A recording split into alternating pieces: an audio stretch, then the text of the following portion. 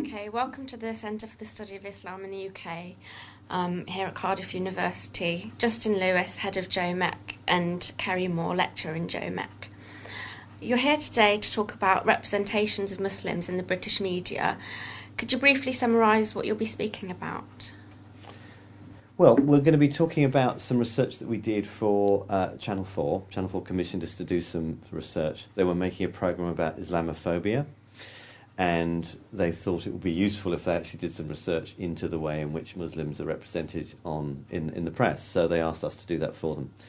So that's what we did, and our goal was really to get a sense of the dominant ways in which British Muslims are represented over the last sort of 8 years or so, since about the year 2000, to see whether there have been changes, what are the dominant ways in which you see British Muslims, what are the kind of what's the language used about British Muslims? What do you hear them saying? What are they talking about? To build up a sense of the kind of messages that people reading the newspapers would get about Islam and British Muslims. So that's what we did. That was the aim of what we did. We also did some case studies as well. So we did two types of research, really. We looked at the media quantitatively, so we did a big survey of the media coverage from 2000 through to 2008. But then we also wanted to look more in-depth at certain types of coverage. So we conducted a number of case studies, looking at typical kinds of stories, and also some of the more unusual types of stories, sometimes where we felt that the media had perhaps misrepresented or in some other way strangely worked with the types of story that was being presented. Some examples were, we looked at the well-known moment when the Archbishop of Canterbury gave a lecture about, well, it was really about a lecture about the relationship between religion and the law, but in which he talks about Sharia law, and there was a huge furore, which you probably remember, about that speech, in which it was alleged that what he was actually saying was, Sharia law, bring it on. And in fact, he was saying something rather different. But we looked at that coverage in much more detail to see exactly what he said, how the newspapers covered what he said, and so on. And there were lots of different stories like that we looked at in some detail. So how did you first become interested in researching the relationship between Muslims and the British media? Was that the first time you'd done research? Well, actually, for me, it takes me back a few years when I did my MA. And I did a module when I was doing my MA in Sunderland on Islam in the media. Okay.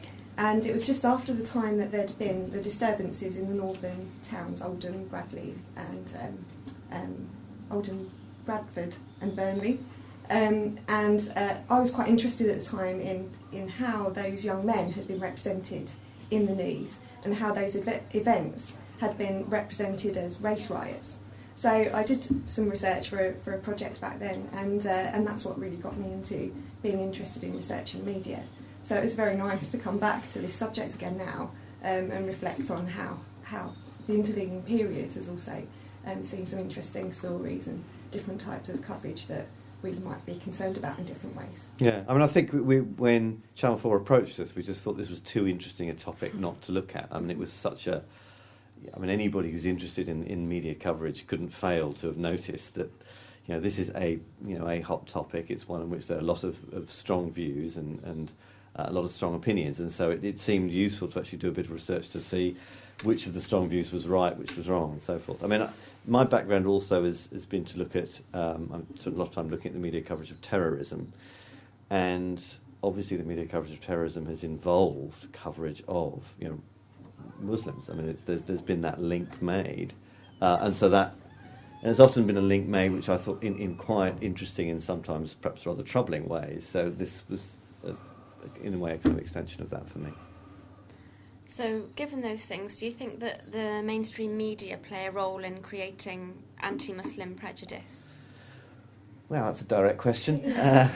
I guess the short answer would be inevitably yes. I think the media are going to play a role. Most people don't necessarily know that much about Islam, and those people that don't, where are they going to get their information from? And for a lot of them, the primary source of information is going to be the media. So inevitably, the pictures painted by the media are going to influence their understanding of Islam and British Muslims in general.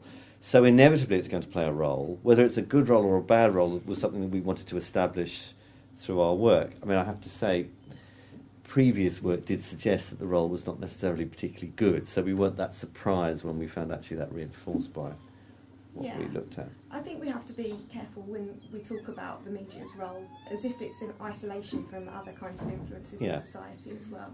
So that's different, I think, from saying that it's the media's fault that there is prejudice against Muslims in Western countries.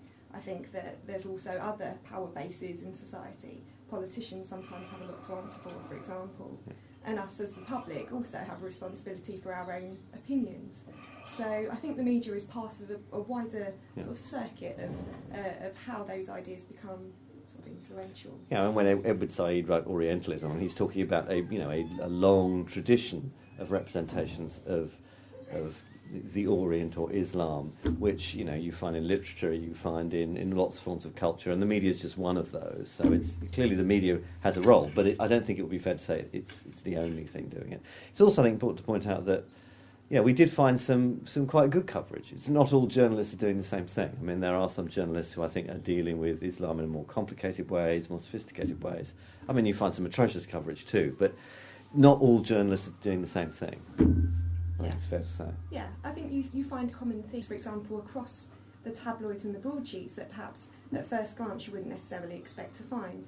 But even within tabloid newspapers, there are journalists who are not necessarily, towing a line, and you have a variety of different coverage.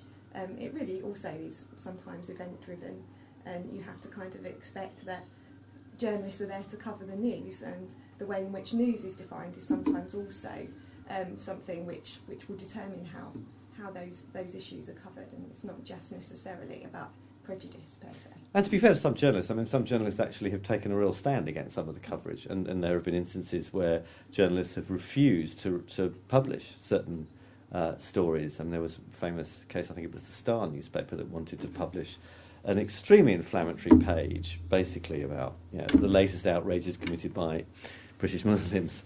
That was I'm not sure what it was called, but that was the gist of it. And the NUJ at the Star said, "Look, I'm sorry, this crosses a line. We're not going to print this." And they backed down. The editorial people backed down, and so there are some journalists that I think have been more aware and I think have been much more sensitive about these things. So it's not to sort of tar everybody with the same brush here. We're talking about what the broad themes are and how they work. So when stereotypes do emerge, whose responsibility do you think it is to try and counteract them? Do you think it's the media or the public or community leaders? Well, I would say all of us, really. Some of us are in more sort of influential positions than others, and I think if you're a journalist who is writing a story, you have a degree of responsibility for what the ideas that you are representing in that story. But I think, again, to sort of reiterate the earlier point, it's not just something that happens in isolation. Journalism is about the relationship between society and what's published as news. So, yeah, and having said that, I mean, there are some, and we'll be looking at them in the lecture we're going to do. There are some quite shocking examples where there are certain newspapers, the Express is a notable one, that really have almost gone out of their way to be as provocative and as, if you like, reporting things with a sort of bad will and bad faith. I mean, deliberately trying to distort things in a way that makes Muslims look bad, negative, unpleasant, or various other kinds of things, or the enemy even. So there are some quite shocking moments, but